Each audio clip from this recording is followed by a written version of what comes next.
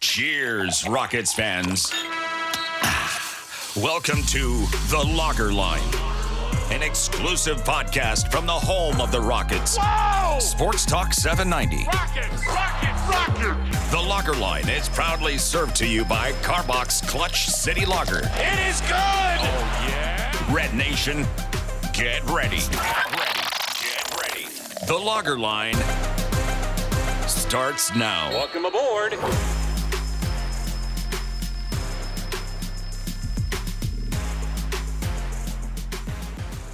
Welcome back to a special minicast episode of The Lager Line, as always served to you courtesy of Carbach Brewing. I'm your host, Ben Dubose, editor of USA Today's Rockets Wire. So it's Monday night, June 2nd. We have not had an episode in almost 3 weeks because, honestly, there has not been a lot of news or even reporting in the past 3 weeks. The Rockets have been busy, but it's all been behind the scenes, going through their pre-draft process. They had the number 10 overall selection in the June 25th first round, courtesy of that pick that's conveying from the Phoenix Suns. They've got to do their homework when it comes to not only the draft, but also free agency, potential trades. We're coming up on perhaps the busiest transaction window of the entire year in the NBA. So there's a lot of work that's going on inside the building at Toyota Center, or I guess now the basketball operations offices are over on the West Loop at the new practice facility. Point is, the Rockets are busy. We just don't have a lot, at least publicly, that's emerged about what they've concluded, what they're thinking. And so for our reaction-based episodes, we're still waiting. I have picked up a few tidbits between the last time we recorded and today. Nothing major, and I don't want to bury the lead, which is that Giannis Antetokounmpo, Milwaukee Bucks superstar, most people around the league do expect him to ask out. He has not yet, and I think there's a little bit of surprise, at least from the fan base.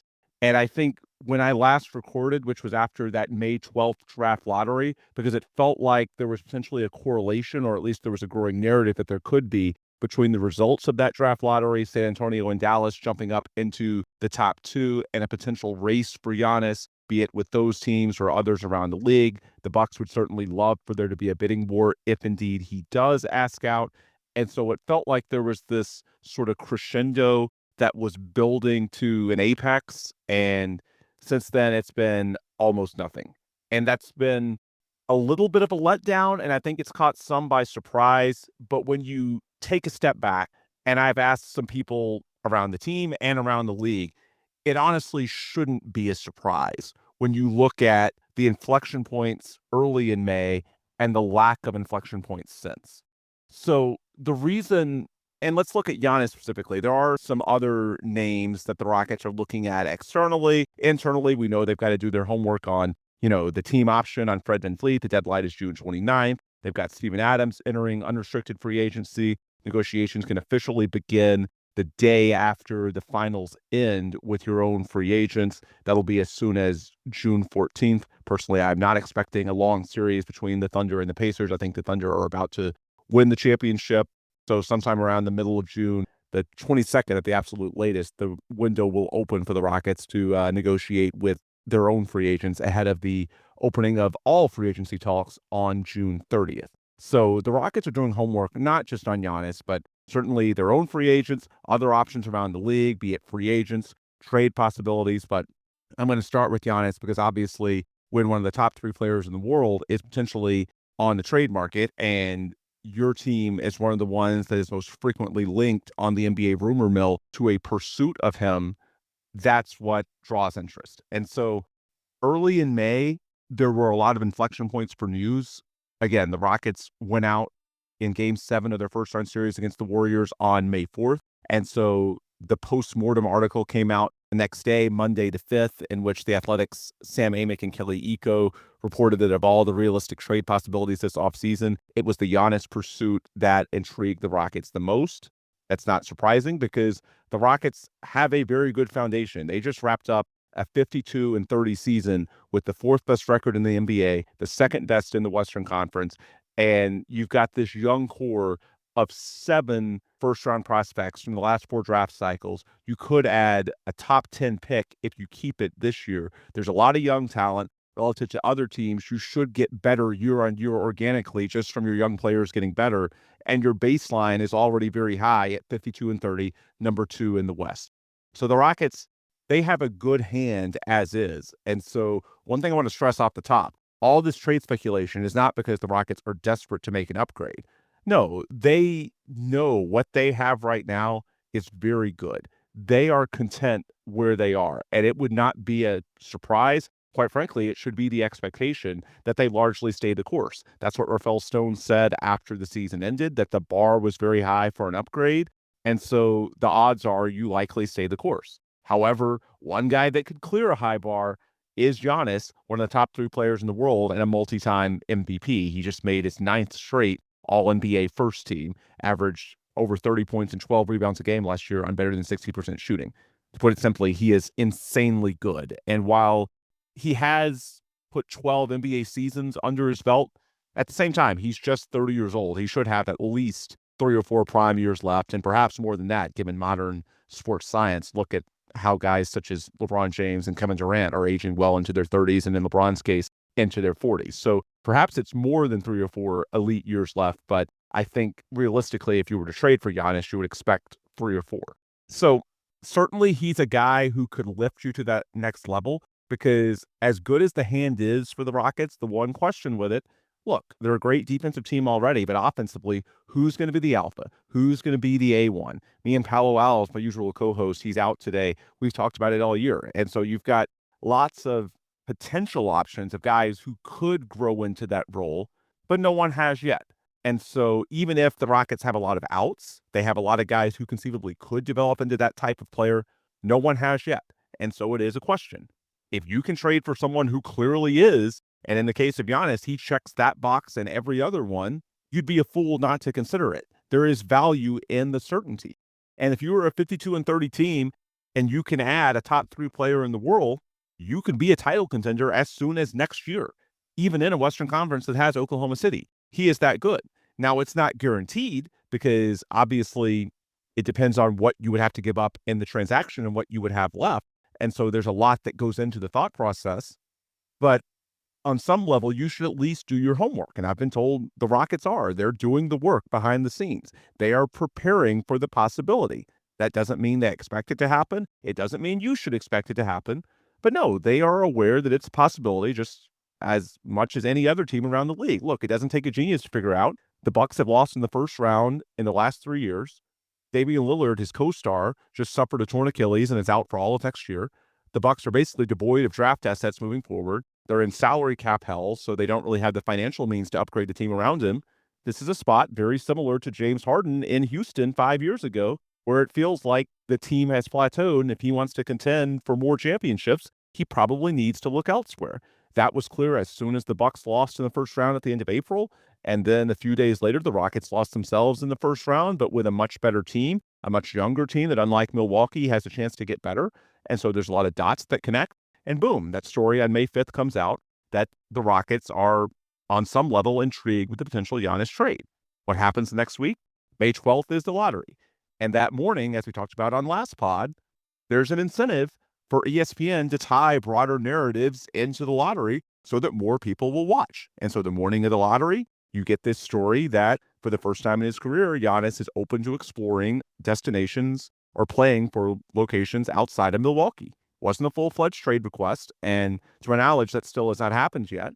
But I dropped that morning for a reason. ESPN had inventory to fill. As mentioned, a very Houston example of this was on Christmas Day of 22 when Woj, who was then ESPN's top insider, dropped before the Christmas Day slate that James Harden was considering a reunion in Houston in 2023 free agency. It wasn't that this happened Christmas Eve or Christmas morning. No, there was inventory to fill with a lot of television windows, and so they wanted something to talk about. That was a juicy storyline. That's how television works. And so that story came out on May 12th, and then the lottery was a shocker. San Antonio and Dallas move up from, I think, 8th and 11th in the pre-draft lottery projections to 1st and 2nd. San Antonio in particular, maybe the juiciest storyline there is when you talk about a theoretical pairing of Giannis and Wemby. And there was this narrative going in that, well, maybe the draft lottery is factored into the Giannis trade talks, because then a team that moves up could use one of those high lottery picks as a premium asset to dangle in the Giannis sweepstakes. And so there's a lot of dot connecting that comes out. And next thing you know, as soon as the Spurs move up in the lottery, the odds go crazy in favor of San Antonio. Now, they've since pulled back a little bit, and I explained in the last pod why I thought those were overdone at the time. And I think the reporting since then has largely bared that out. It seems at the moment that the Spurs are pretty content with Dylan Harper, as quite frankly, I think they should be, on a very similar timeline to Wemby, and not putting themselves in the financial hell of the trio of De'Aaron Fox, Giannis, and Wemby getting his max in a year or two.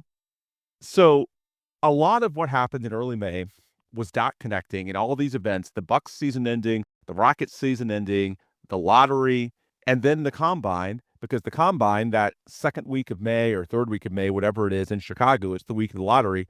Executives from across the league and coaches from all 30 teams are all in one location in Chicago. They're all talking. Of course, some of them are going to talk to their media friends, and it's just a rumor frenzy. And so you basically had 3 weeks, or at least 2.5, where it was just nonstop reporting. And since then, it's been almost nothing. And I've been a little bit surprised, especially because there was the one report from Chris Haynes that Giannis was going to have a meeting with the Bucks the week before Memorial Day, which obviously has not happened. Since then, it's become clear that Giannis is traveling internationally, and really, there's no rush. I mean, training camp isn't going to open until basically October 1st, so he's got all the time in the world if he wants to take it. Now, my guess is everyone knows, for transaction reasons, the draft is the window where a big deal like that could conceivably get done. But even if we want to say that the draft, June 25th, is the first round, 3 weeks from Wednesday, even if you want to say that that is a deadline of sorts, okay, well, that's still 3+ weeks away and over a month away from when all this news was trickling out in mid-May. So Giannis and his people, they know they've got time. And quite frankly, his entire history suggests that he's not someone who wants to make a lot of drama. He doesn't want to make a fuss. He wants this to be handled behind the scenes as much as possible.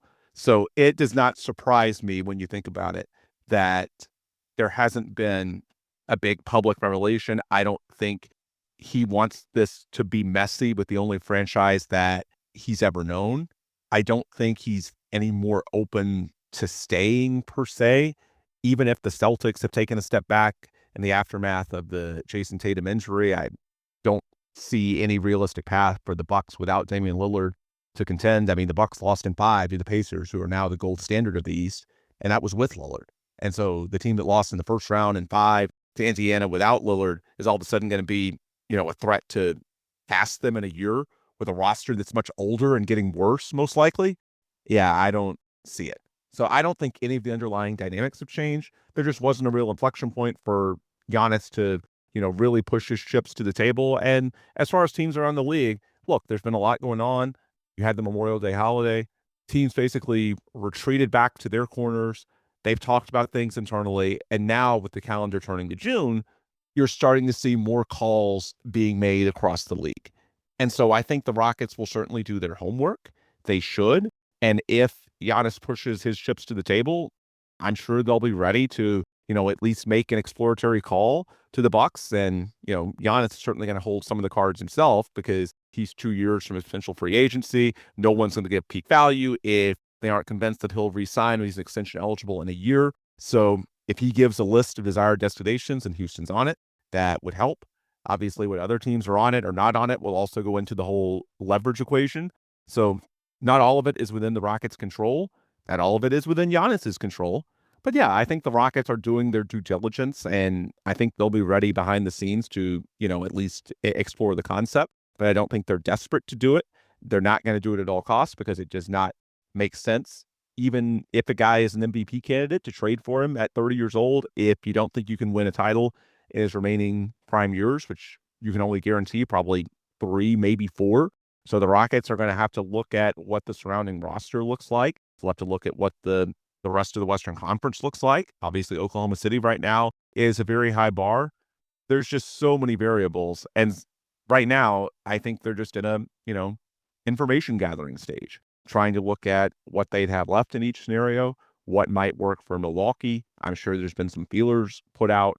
But when you think about it, nothing's really going to move any deal between Giannis and the Rockets or Giannis and anybody else to the finish line until the draft, because we know the way the NBA works. This is a deadline-driven league. Really, all sports are, but most deals get done in the week leading up to the trade deadline, the week leading up to the draft, and that first week of free agency. And there's a reason. Both sides, when the stakes are this big, want to know that they are getting the best potential deal from the other party. And they're not going to be convinced that that's the case until there's some time pressure. And so they're at a point in which, okay, both sides know the other could walk away from the table, do something else. And so you're really getting that last best offer, which is not going to be there if you're talking 3-4 weeks early. So the bottom line is all of this stuff that you're hearing now, it's preliminary. It's teams doing their due diligence. The next step will be Giannis going on the record or leaking, whatever the case may be, because technically I don't think he's allowed to say, I want to trade since he's under contract. We know how this works. You would leak sources to Shams or whoever it may be. Seems like Shams will be the insider because he was the first guy who had the open to exploring other destinations report back on May 12th, lottery day. But that'll be the next inflection point. We'll see if there's a list, who's on that list. But then in terms of whether it actually happens, I mean, it's going to take until draft week. And that's where it comes in line for both parties in terms of the last best offer, because we know that if the Rockets make a bid for Giannis, it's probably going to involve the number 10 overall pick. That won't be the centerpiece of the offer, but it'll be part of it. If it's the Spurs, number 2. If it's the Nets, the number 8. The Raptors, the number 9. And there's a lot more value to the Bucks if they can make that player, if they can make that pick themselves and choose the player, than have the players selected for them by another team. It's the new car that's been driven off a lot analogy that I've made a billion times on this podcast. So the Bucks would want to have control over the draft equity. Teams would want to make the pick themselves if they're going to stay the course. And so that's why draft week makes the most sense. And I think you've heard the same thing from Shams and Brian Windhorst at ESPN. That's the window for a deal. So it's been silent, but I think it's been silent because unless Giannis and his camp want to go forward with a trade request, there's not a whole lot to say. I mean, these negotiations don't typically take place through the media. I don't think Giannis is a guy that wants drama to play out publicly anyway. That's not at all the image that he's put out over his 12 years in the NBA.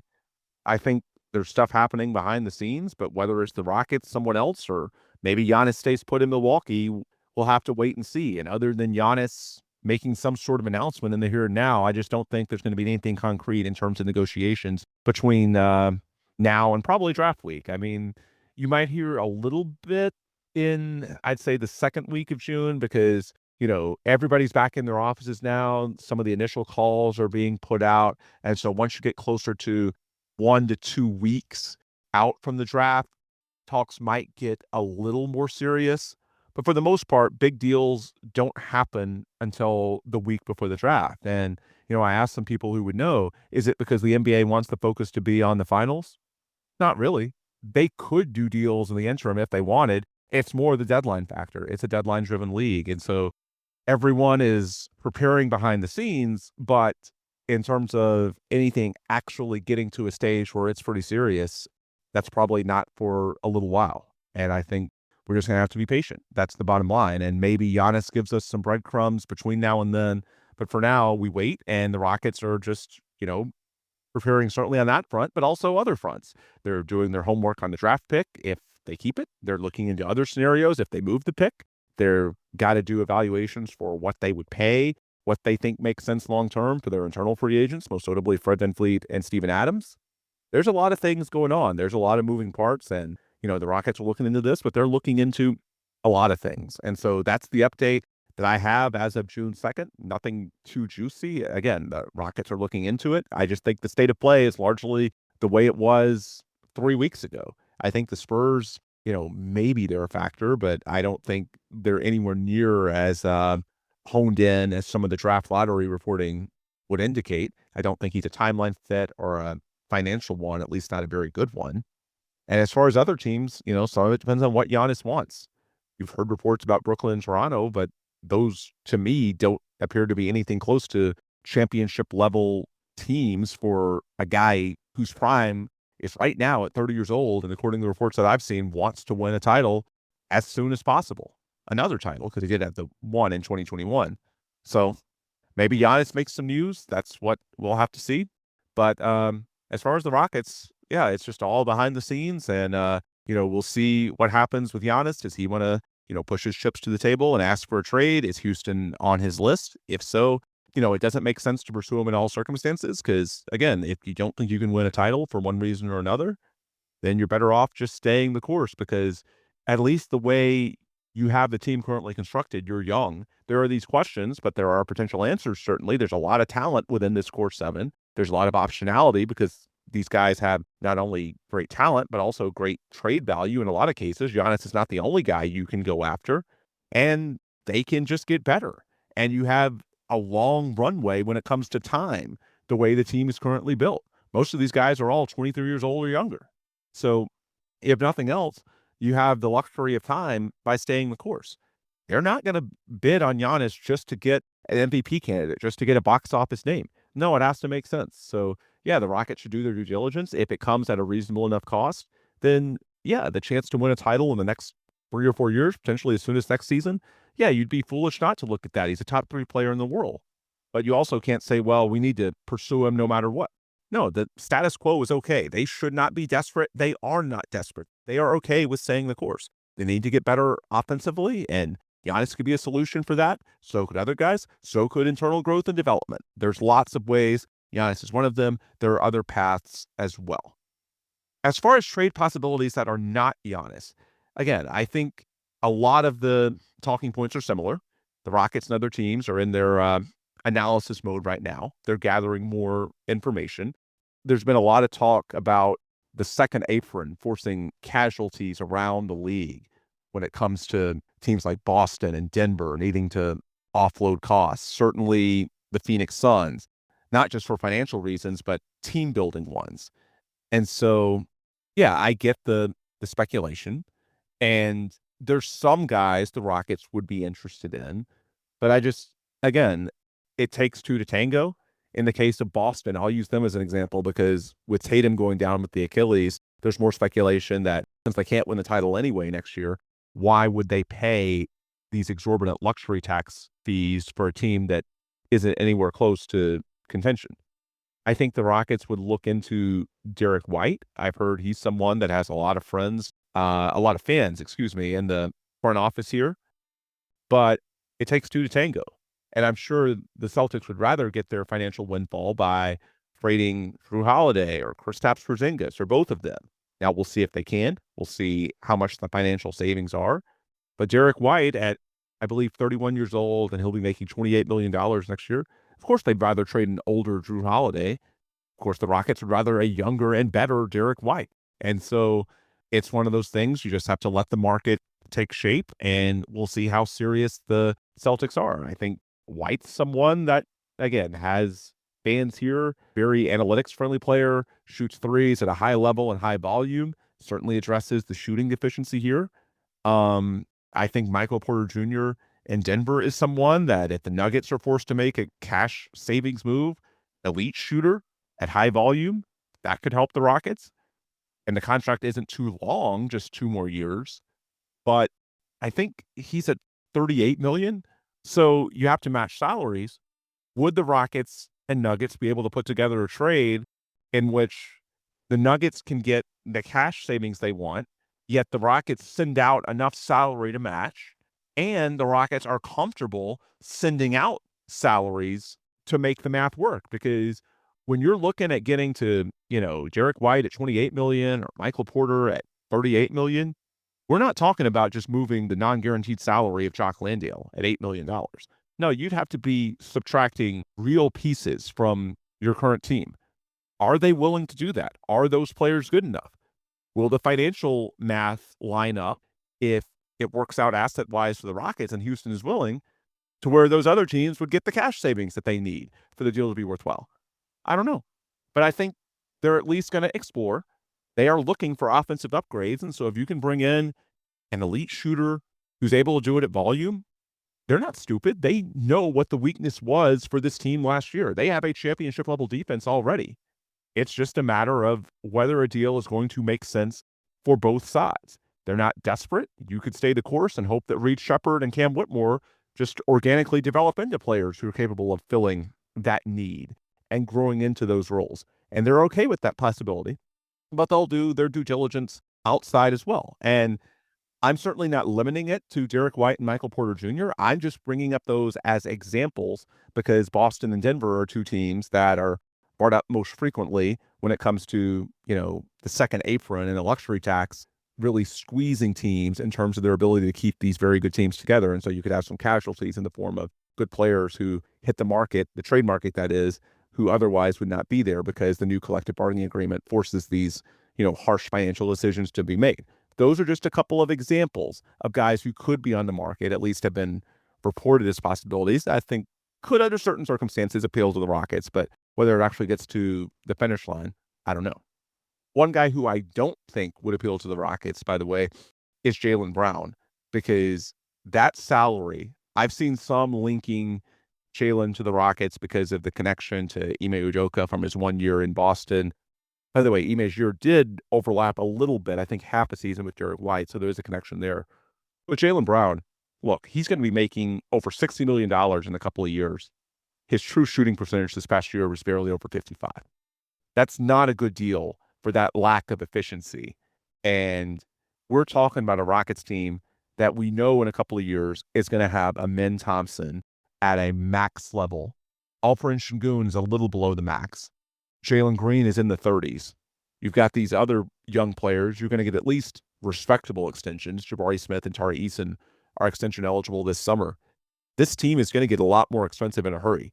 They could be about the luxury tax as soon as this season, depending on what they do this coming season, depending on what they do in the next few weeks of the offseason. I would also point out that the Boston and Denver guys I mentioned that are more reasonable, like a Derek White or an MPJ, those are more mid-tier guys, certainly in salary, but also in playing style. They're not going to move the needle like crazy in terms of your salary books, and they're also not going to radically transform how you play. You can still run your offense through your existing primary playmakers, and they're happy to provide value off the ball. You don't have to give them the keys to your offense. And then from a salary perspective, it's nothing that's crazy transformative there either. So the Rockets are not going to bring in a $60+ million type player unless it's someone they know is of extreme value, like a Giannis. Quite frankly, Giannis in the 60s is still underpaid because the NBA, the entire concept of a max contract, is going to inherently make the true best of the best underpaid. With Giannis, it's worth it. You worry about the rest later. That's a top 3 player in the world. Bringing in a Jaylen Brown type in the mid-50s to mid-60s, which I think he's going to be an average annual salary on his current deal, that's how you can put yourself in good but not great territory with a team that's going to be much more expensive around him in the coming years. That ties back into the larger theme, which is that the Rockets are not desperate. They are looking into the Giannis possibility simply because he is a perennial MVP candidate. He is one of the top 3 players in the world. It is a rare opportunity. And quite frankly, if you're a good team and there's any pathway at all to a title in the near future and you don't at least explore the possibility, you're not doing your job if you're Rafael Stone as GM, if you don't at least consider it, assuming the player is open to playing for you. There's no reason not to. But that's not a reflection of the Rockets being unhappy with their current roster. It's simply how good Giannis is. The Jaylen Brown example, I think, ties into why Rafael Stone has said that the bar is very high to make an external move of significance. Because the status quo is not just okay. The status quo is good. There's a lot to like here. They took a huge leap from last season. They could get better just organically. And so both from an asset standpoint and a finances standpoint, it does not make sense to tie up so many resources in a Jaylen Brown type player when the status quo is as good as it is. If you were going to tie up that amount of asset capital, financial capital, it needs to be someone that is really, really good, like a Giannis. And then as far as, the one team I didn't mention, the Phoenix Suns, look, there's nothing new in terms of Kevin Durant and Devin Booker.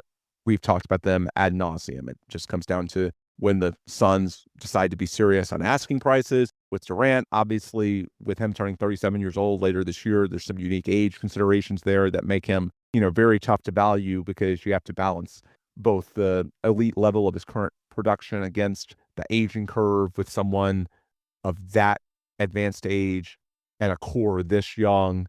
It's not that there's no scenario where it makes sense. It's just, it's hard to get it to all line up.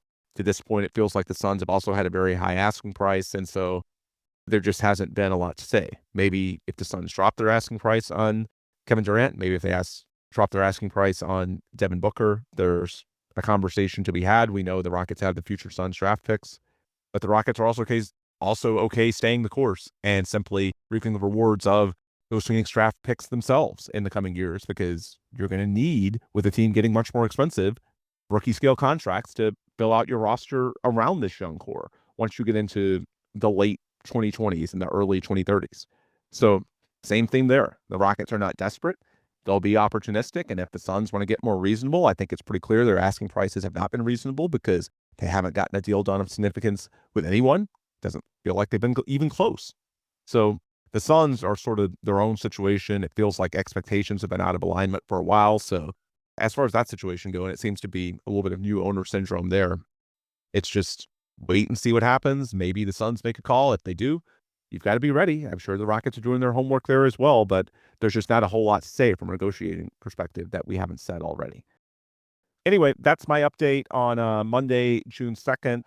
Nothing earth-shattering here, just a little bit of insight from what I've gleaned talking to people inside the building with the Rockets, a few others that I respect around the league.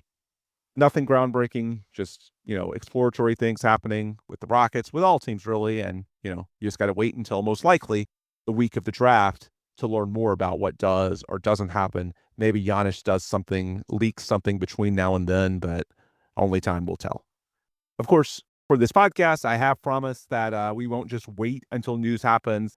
We will have some draft talk, maybe not as much as the last few years when the Rockets have been in the top 4. And so it's been easier to get a handle on who the options are. At number 10, the options are much more widespread.